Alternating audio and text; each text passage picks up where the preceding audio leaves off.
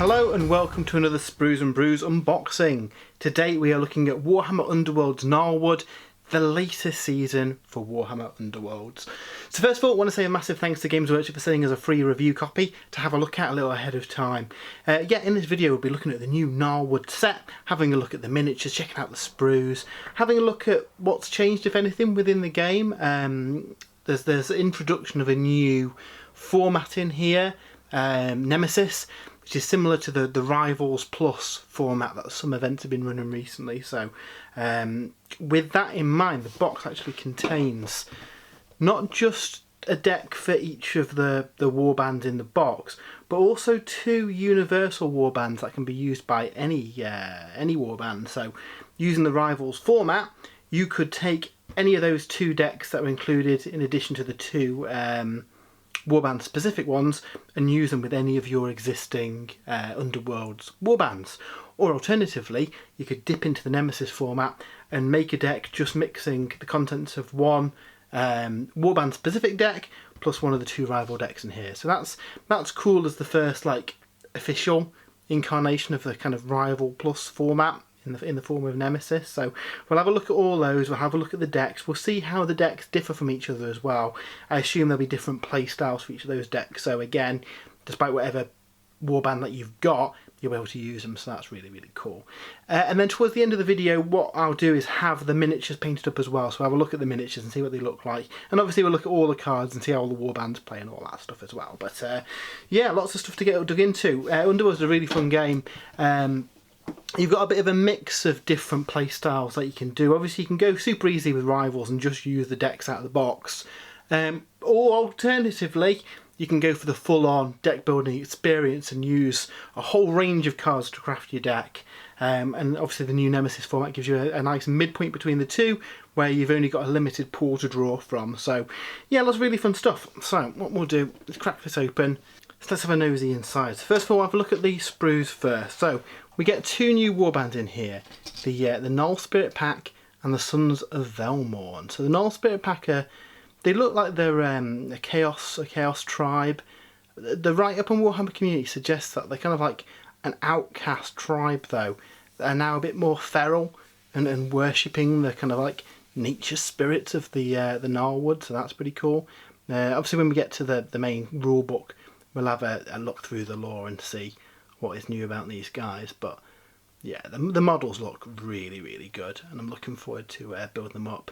Like I've said in previous Warhammer Underworlds videos, these are all push-fit models, so you don't have to use any glue on them at all. Some people do to make sure they stay in place. What I would say, if you are going to glue them, just make sure that you trim off the pegs a little bit, because obviously these are designed to be push-fit without any glue.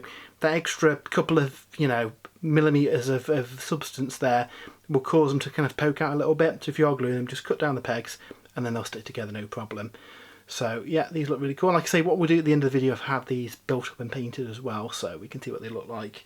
And then the other warband in the box are the Sons of Velmorn. So this is essentially a Graveguard warband for Underworlds. That is really exciting because the current Graveguard kit is really, really old, and these guys look so dynamic compared to them. There's so many cool details on them. I kind of hope that we get a new Graveguard kit that's kind of styled after this. We've often seen things maybe introduced in Underworld first and then get the full kits or releases down the line. So I can also see people, when these were available separately, picking up a couple of sets of these to make their Graveguard units too. Obviously they will build a unit to use in the game, but yeah, these guys look so cool compared to the old ones. So yes, that's the two warbands. We also get in the box all the Rivals deck.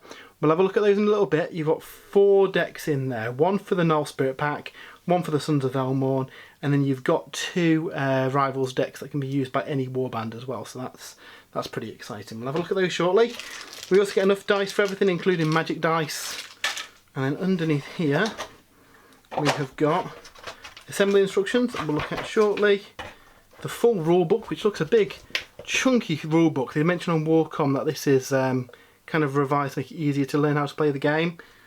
And then in the very bottom, we've got our tiles and cards and all the kind of like card components. So all your tokens that can punch out there with all the various hexes and glory and charge counters and all that kind of stuff. And we have got some really nice looking boards. So obviously with us being in the Gnarlwood now, we get a nice palette change. Lots of greens and browns and purples, and I really like the look of those boards. So we get 2 of those as ever. So they add some new layouts for your battles, which is cool. Before we move on to the main rulebook and the cards though, let's have a quick look at the instruction sheet. Like I said, these are super easy to go together. Generally they're built in sequential number order, so you just clip out parts in order, stick them together. You can literally just push them, don't need any glue, so that makes it really quick and easy to build these up. So yeah, should be no issue at all. So what we'll do is have a look at the core rulebook and see what has changed. So let's take a quick look at the new Gnarlwood rulebook, and while you know a lot of old school Underworld players know how the game plays, quite a few things have changed in here that will make an impact on how games of Underworld play out. So that's quite cool. It's kind of like a revised, reimagined edition of the rule set. Not everything has changed, but there are some bits that will be quite important. So first we'll go into the lore. This kind of follows on from Beastgrave, which is interesting. So the kind of events of the previous expansion are maybe playing out simultaneously to this, perhaps. But essentially the Beastgrave has been destroyed, whether by arcane magics or the Seraphon Warband destroying it with their arcane device. And the death of the Beastgrave has opened up new passages to the kind of tunnels underneath the Gnarlwood. Now if you play Warcry, you know that the Gnarlwood is the resting site of a crashed Seraphon space vessel, and the trees are alive, horrific carnivorous things that kind of track through the jungle. And essentially the environment that we're playing on is the kind of tunnels and catacombs under that, created by the roots of these trees, and then also chambers and parts of this crashed Seraphon ship that have all kind of like ended up in this cave system underneath. So that's quite cool. I really like that they're tying all the lore together for Underworld and Warcry, and hopefully for the main Sigmar game too we see all this stuff kind of align. I think that's quite fun.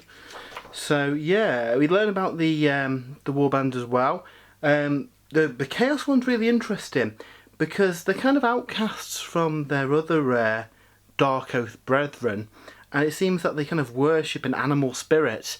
Now whether this is an aspect of Gorka Morka, maybe, are they maybe, you know, human followers of Gorka Morka? That'd be pretty cool. It doesn't outright say, but they, you know, they hear weird kind of like animal noises in their head. They've got like spirit companions and stuff, so that's quite interesting. So yeah, looking forward to see kind of how that fleshes out. Other than that, the main context we've seen, that's quite similar. What we have got new is snare tokens, and we'll find out how they work in a little bit. Obviously painted examples of the warbands and breakdown of the fighter cards. Nothing has really changed there. What this book is pushing massively though is the kind of rivals deck system. Like we saw at the start, each of the warbands in here has got a rivals deck, but then there's 2 additional rival decks too, and I wonder if we're pushing to that being the main way of playing the game. Obviously you can still build decks using any combination of them, but I quite like the concept of these rival decks, that maybe you've got a limited pool you can build a deck from, or just use the rival deck. And on Warhammer Community they've shared that there's going to be another 2 warbands and another 2 rivals decks coming out within this kind of season of Underworld, so that's pretty cool. I do like that. So again, a lot of this will be very familiar to people, how the game works, how it sets up, what all the various things do.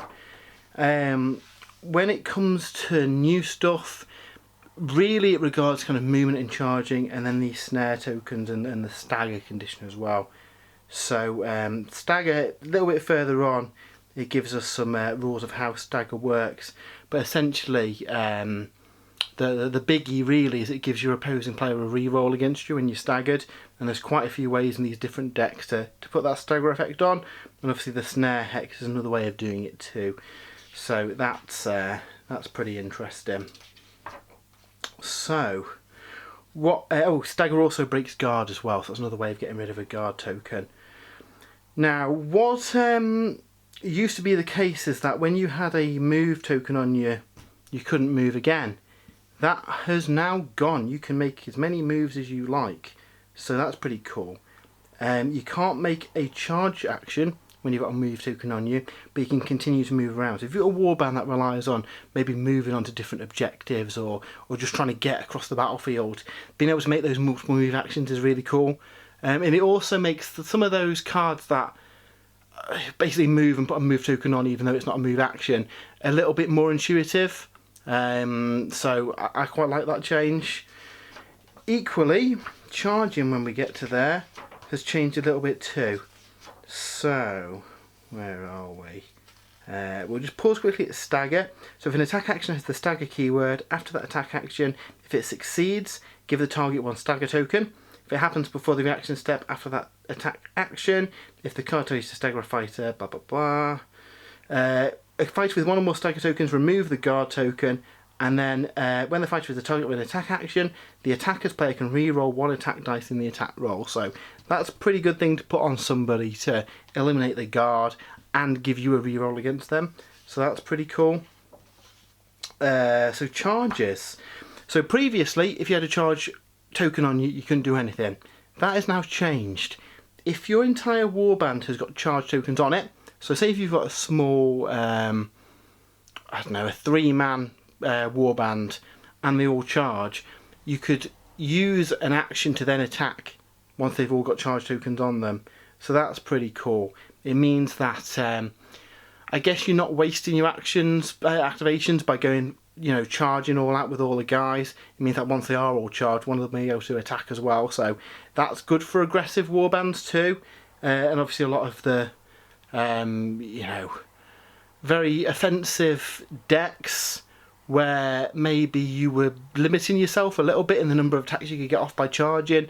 Now that's not an issue because you're going to be able to do something offensive for each of your kind of actions. So that's pretty fun. Other than that, the rule book's more clear. We've got a more distinct thing across the kind of basic rules and then the more advanced rules, just making it a lot more clearer for both new and expert players to find what they're looking for.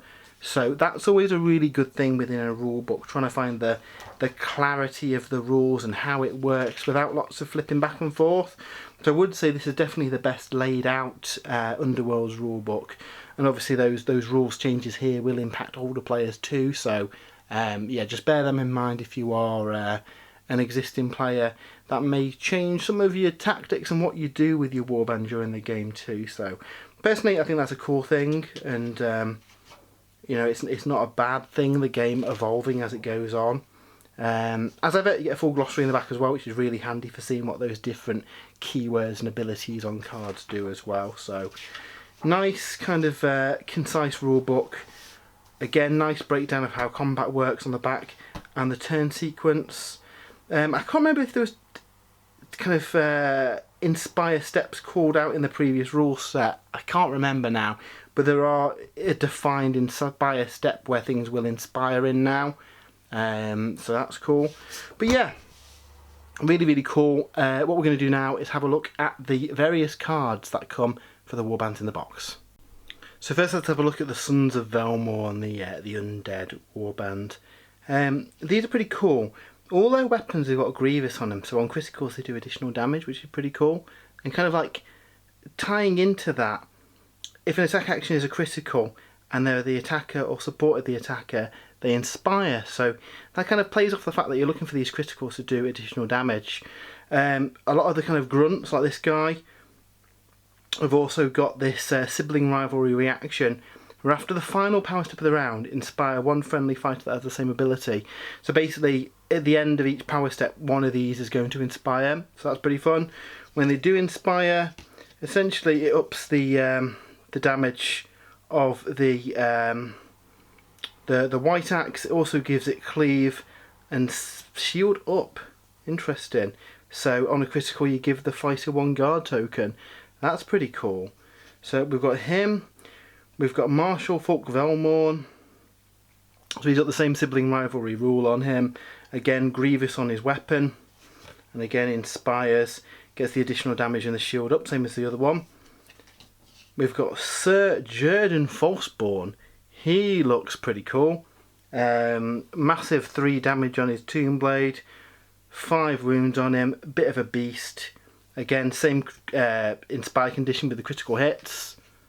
And then when he does go up, Slayer, you can reroll one of the dice in the attack rolls of the fighter's attack actions that target a large fighter. And while the fighter is adjacent to a friendly fighter, the fighter supports that fighter. So that's pretty cool. He's a bit of a beast. We have got Thane 4th and last. Again, same inspire condition. He's got trip on his weapon, so that staggers the target. And again, remember that gives you kind of re-rolls against him and gets rid of guard tokens. So that's pretty fun.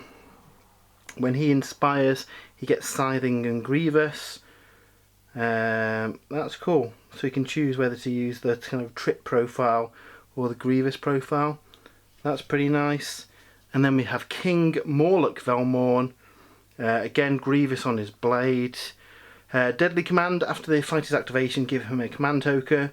Why he's got 1 or more command tokens if he is supporting each friendly grave guard. That's pretty cool. So yeah, that's handy for your warband. And again, for his inspire condition, if he's supporting somebody, he gets to inspire too if on a critical. So that's handy. And then yeah, 3 damage and Grievous on his blade when he inspires. So he's really nice. What we'll do now is have a look at some of the cards. So let's have a look at the objectives. So score immediately after activation if a friendly leader is the only surviving leader. Clinical efficiency, score this immediately after a friendly fighter's attack action took the target out of action if it dealt precisely enough damage to take the target out or the attack action resulted in a critical hit. And again, you're looking for the criticals with this this warband. Dispassionate slaughter, score in end phase if there are more enemy fighters out of action than there are surviving enemy fighters, and you've got quite a large warband. Hereditary claims, score in end phase if your warband holds 2 or more objectives and 1 or more of those objectives is not in your territory. House Eternal, score this immediately after you give a friendly fighter a raise counter. Inevitability itself, score in end phase if there are 1 or fewer surviving enemy fighters and there are 2 or more surviving friendly fighters. So again, you've got quite a large warband, so that should be easy enough to do. Martial Lord, score this immediately after a friendly leader's attack action, it takes the target out of action. Morbid Majesty, score in end phase if 3 or more surviving friendly fighters are inspired. Protected Inheritance, score in end phase if your warband holds 1 or more objectives in your territory and 2 or more enemy fighters are out of action for 2. Score this immediately after a friendly fighter's attack action that takes an enemy fighter out of action if the friendly fighter has no charge tokens or the enemy fighter had 1 or more charge tokens. Okay. Relentless Unity, score this immediately after an attack action that targeted a supported friendly fighter and failed, or that was made by a supported friendly fighter and succeeded. So again, with your leader as well, you can support the entire warband, so that's quite an easy one to get there. And then score in end phase if each surviving friendly fighter has 1 or more move and or charge tokens. Again, that's going to be harder to do until you've lost some people, but towards the end of the game, just go aggressive and charge with everything. Nice easy one to get. So that is the objective cards. We'll have a quick flick through the Gambit cards and see what we have got here. So yeah, it does look a fun warband. For this one, I particularly like the miniatures. I really want to see Graveguard kind of redone in that style, because these are really, really nice. So Rise Against an Interest 1, remove 1 command token from your leader, which you get every time he does an action. When you do, place 1 friendly fighter that is out of action on a starting hex, give that fighter 1 raise counter, then give that fighter wound counters until that fighter is vulnerable. That's interesting. I wonder if there's other ways of bringing people back here as well, so we can heal, stagger and push people. So yeah, I'm looking forward to trying these guys out, because I think they'll be a bit of fun.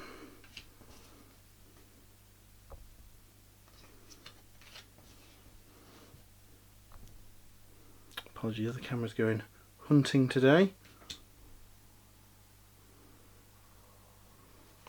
But no, there's some fun stuff here that we can take advantage of with the Warband.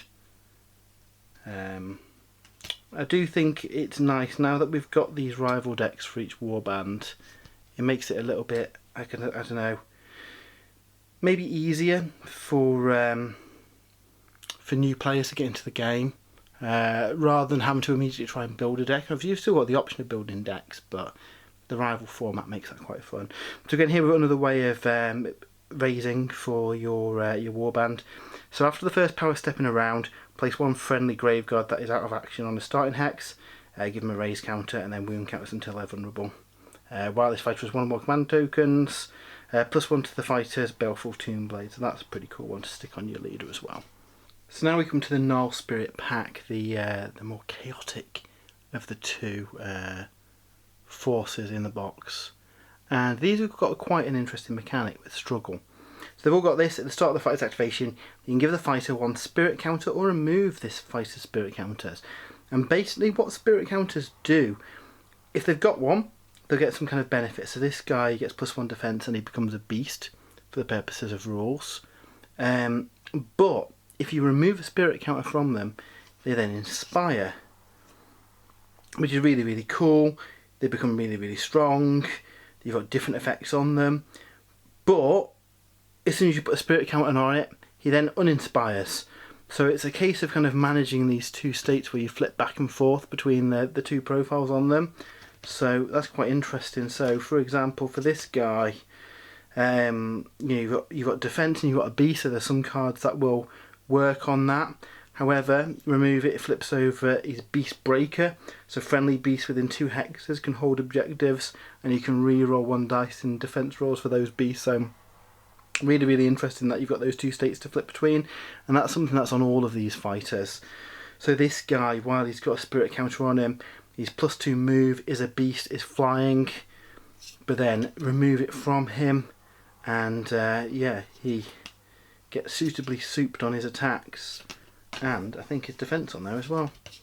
Well, his defense stays the same, but yeah, he gets a bit better with his attack profile. So again, that's something you want to manage, which of these two states you want him in. Crimson Kira. So while a fighter with spirit counters, +1 move is a beast. We've got Unleash on the Berserker Assault, so criticals, a Grievous one, and Scything if the fighter's a beast, which again they will be if they've got an Inspire token on them. Spirit counter on them. Inspire it, however, and get Cleave and Grievous on the weapon. So again, it's a case of just managing those two states. And then Loop and Long Cut. While they've got spirit counters, +1 move, they count double support as successes, they're a beast, and they do +1 damage on a charge action with that as well. And then again in the inspired state, +1 damage with impact, and supports each friendly beast.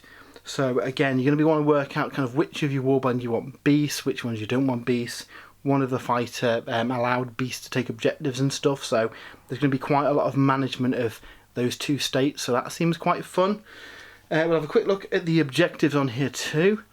So again, if the camera wants to cooperate, you may reveal this card at the start of your first turn in a round, then return it to your hand. Score it in end phase if there are 3 or more surviving friendly fighters, or there are 1 or more surviving friendly fighter and no friendly fighters were taken out of action in the round. If you revealed it, you gain an additional glory point, so that's quite cool. You may reveal this at the start of your first turn around, then return it to your hand. You score if your warband removes an objective token in enemy territory, or your warband takes an inspired enemy fighter in enemy territory out of action, and again you get additional glory for revealing it. Oath of Slaughter, same thing, you can choose to reveal it. You score it after a second or subsequent enemy fighter is taken out of action in the same round, or a large enemy fighter is taken out of action, again additional glory for revealing it. Oath of the Hunt, same deal. You score it if each surviving enemy fighter has one or more charge tokens, and each of those is enemy territory, and again additional for declaring it. Rapid Raid, score this in the end phase if each surviving friendly fighter is in enemy territory. Pretty easy one to do. Score this in the end phase if one or more friendly fighters are on a feature token in enemy territory, and each surviving friendly fighter in enemy territory has one or more upgrades, worth 2. Score in end phase if there's a friendly fighter on each feature token in enemy territory, or there are no objective tokens in enemy territory, that's worth 3. Score this immediately after a friendly beast's attack action takes the target out of action. That's easy enough to do by managing your 2 states on your fighters. Score this immediately after your warband's second or subsequent successful attack action in the same round. Score in end phase if each surviving friendly fighter is either inspired or a beast. Again, that's pretty easily done. Well rewarded. Score this immediately after you give a fighter their third or subsequent upgrade. And Worthy Deed. Score this immediately after a friendly fighter's attack action that takes an enemy fighter out of action if that enemy fighter's wound characteristic is higher than the attacker's, or the enemy fighter has more upgrades than the attacker. So that's pretty cool.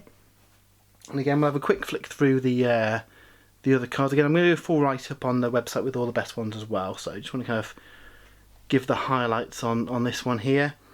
So I'll have a quick flick through, just have a nosy what we have got and see if anything takes our eye as we get through them.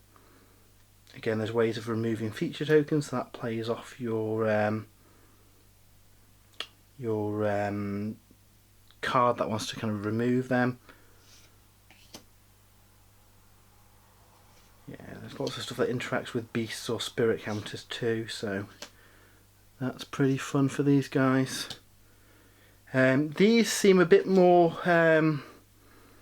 what's the word? A little bit more managing your states and positioning, and a little bit more tactical maybe than the Undead Warband. But they look like they'll be fun to play. I quite like the idea of them flipping between inspired and uninspired, depending on whether you want them beasts or not, and get the additional benefits. Obviously there's some cards that you can give to beasts, so they're okay in that state. I believe if you become a beast while you've got stuff that can't be worn by a beast, it will break, so again you just need to be careful on what upgrades that you give to people. But yeah, they look pretty fun. So then in the set we also get 2 Rivals decks, and what's cool about these is that we get a nice little kind of front card on these with kind of the mechanics and the rules for the deck. So Daring Delvers, if you include one or more cards in your decks that bear the Daring Delver symbol, show this card to your opponent in the reveal your warband step and use these rules in the game. Your exploration count starts at 0. You increase your exploration count by 1 when you place a feature token during a round. At the end of the action phase for each friendly fighter that's on a feature token that's not in your territory. At the end of the action phase for each surviving friendly explorer that is not in your territory. You decrease it by 1 for each enemy fighter that is on a feature token in your territory. So over the course of the game you're trying to basically increase this tally by doing those things, and a lot of the core cards in here kind of revolve around that. So yeah, some of the objectives as well. So for example, Uncovered Spirits is worth 3 glory if your exploration count is at 10. So when there's, you know, obviously all those conditions on there, then things such as Conquered Spirit, you play it if your lead's inspired, you increase your exploration count by 1 for each enemy fighter that's out of action. You make quite a big jump on these, and yeah, I think it's fun that we get 2 decks with kind of different play styles that can be used by any warband in the game. I think that's kind of one of the good things about this Rivals deck system, that basically it will breathe life into some of the old warbands because they'll be able to use these cards and have these objectives, and between these two plus the additional two that are going to be released kind of throughout this season, I suspect we'll have some for each kind of like play style out there, which is nice. Obviously for casual games, you can just pick up one of these decks and play, and everything's cool. For people who like the more kind of involved kind of deck building aspect, you've still got the kind of the same number of cards split throughout the season. They're just put together into rivals decks rather than being maybe scattered between all the different warbands. So yeah, I think that's a pretty cool thing, and I like that they've done that. So objective wise, you score if a friendly leader on a cover hex or lethal hex or on a feature token and the leader is in enemy territory. Score immediately after an activation if 3 or more friendly fighters are each in a cover hex or lethal hex. So again, similar to last season's Rivals cards, a lot of interaction about sitting on those feature tokens in this one. You score if 2 or more surviving friendly fighters are in enemy territory and your exploration count is 3 or more. 2 or more surviving friendly fighters are each holding the objective and your exploration count is 5 or more. If you have 2 or more domain cards in your power discard pile and you're on 5 or more exploration, score immediately if your exploration count is twice the round number, e.g. 4 or more in round 2, or your exploration count is at least equal to the round number and 1 or more friendly fighters or explorers. Score in the end phase if each enemy fighter is within 2 hexes of 1 or more friendly fighters. Score immediately after a friendly fighter's attack action if that fighter was in a cover hex or lethal hex or on a feature token when it made that attack action and the fighter was not in your territory when it made that attack action. Score immediately after an enemy fighter is taken out of action by a lethal hex or an enemy fighter is taken out of action by a gambit. Score in end phase if each friendly fighter has 1 or more upgrades and or is in a cover hex or feature token. Score if a domain card is persisting and 1 or more friendly leaders or explorers are not in your territory. And we saw uncovered secrets earlier, so they're pretty fun. The other one that we've got is called Tooth and Claw. So with this one, if you include 1 or more cards in your decks that bear the Tooth and Claw symbol, show this card to your opponent in the reveal your warband step and use these rules in the game. At the start of the friendly fighter's activation, you can stagger that fighter. A fighter in any warband is savage while they're following a true. The fighter has 1 or more charge tokens, the fighter is staggered, the fighter has 2 or more wound counters. So this one really revolves about making fighters get that savage condition granted by these different rules. So again, a lot of that choose a savage fighter, so a lot of this does revolve around making those fighters savage or beasts. Again, I think this one will work quite well with the Gnarlspirit Pack because yeah, obviously it's the more aggressive deck. Again, with the Khorne warband that recently came out, that'll be good for these. Where the other deck's very much dancing around the board, trying to get on objectives, trying to get those kind of the token count up to get some of those objectives. This one is very much about punching things in the face, pretty much. A more aggressive warband with lots of stuff that'll make you more aggressive, make you do more damage, all that fun stuff that we want to see in a really vicious warband. And again, it gives you the variety. You can very well try each of these decks with any warband that you want. It's one of the nice things about this way of doing the cards this season. So again, we'll have a quick look at the objective before we go. Again, I'll have kind of a best of the best over on the website on the full write-up. So score this immediately after activation if each surviving friendly fighter is savage. Score in an end phase if each surviving friendly fighter is savage and or inspired and there's no fighters holding objectives. Score in end phase if a friendly leader is within 2 hexes of 2 or more fighters from 2 or more warbands and the leader's enemy territory. Getting stuck in. Score in end phase if there are 3 or more friendly fighters in enemy territory and each of those fighters is savage.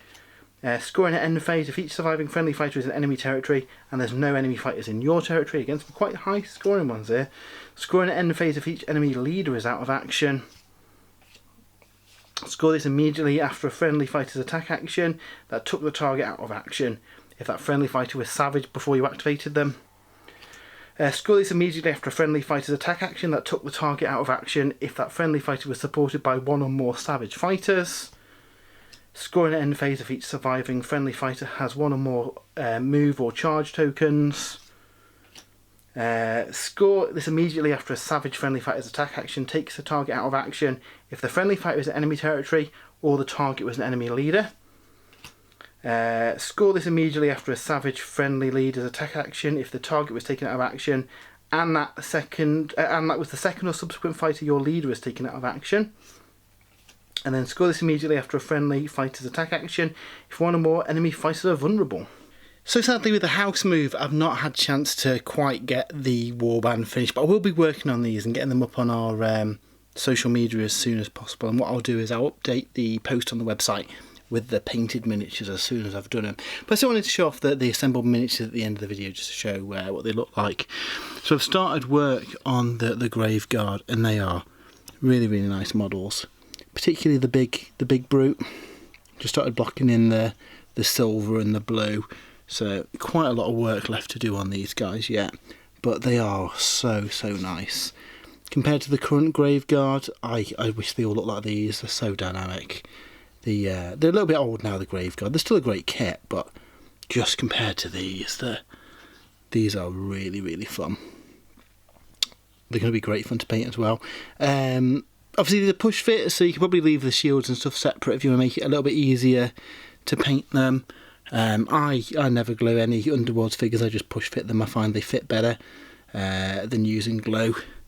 But obviously your mileage may vary. It also means that you can pop them off the bases as well and paint the bases separately if you need to. So there's the undead. We'll quickly grab the, you're probably not going to see these actually, primed black. But they look pretty fun too. More animalistic looking with all their kind of like trophies and furs and stuff on them. Really fits into like the Ghur vibe that we've got going on in this season. So really, really fun models. And again, I am very much looking forward to painting these guys up, especially this big fella. And finally we've got this one with kind of like animal skull headdress thing. So yeah, really cool. So that was a quick look at Warhammer Underworlds Gnarlwood, the latest season for Warhammer Underworlds. Like I said, I've got a full write-up over on the website as well. We'll have some images of the cards and kind of some descriptions of what the different cards in the decks will do. So that's over on spruesandbrews.com. Hopefully we'll have some videos coming up soon as well with some battles. Sadly not been able to do any recently because I wasn't in the new studio, but should be in there in the next couple of weeks now, so it'll be pretty fun. We get some games on the go, maybe even stream some games of Underworlds on here, so that'll be good to look forward to. If you have enjoyed this video, why not give us a subscribe? We do lots of unboxings and reviews and all that kind of good stuff over on here and over on spruesandbrews.com as well. If you would like to support the website as well, we do have an affiliate link to Element Games in the comments, so head over there. We'll get a little bit of a kickback that helps run the site, and you'll save money on your Warhammer goodies. And once again, massive thanks to Games Workshop for sending us a free review copy of Gnarlwood to take a look at and review for the site. So until next time, have a great weekend, and we'll see you soon.